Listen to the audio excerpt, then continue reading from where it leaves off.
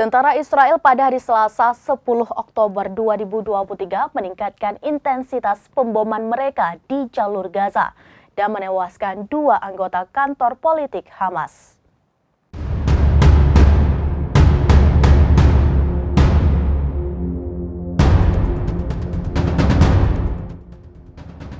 Tentara Israel pada hari Selasa 10 Oktober 2023 meningkatkan intensitas pemboman mereka di jalur Gaza dan menewaskan 2 anggota kantor politik Hamas.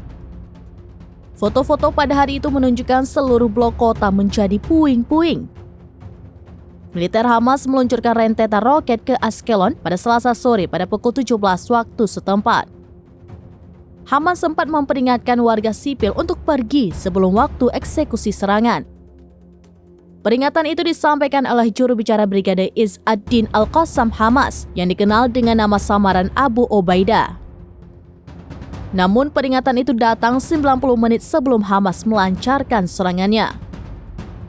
Ashkelon sendiri terletak sekitar 14 km sebelah utara Gaza.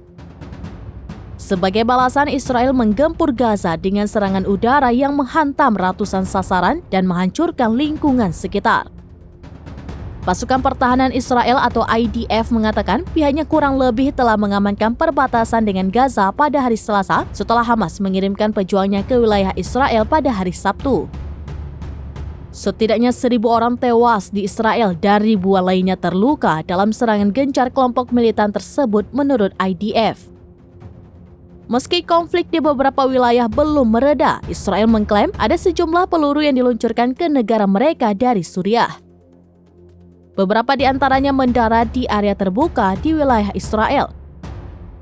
Militer tidak memberikan rincian lebih lanjut.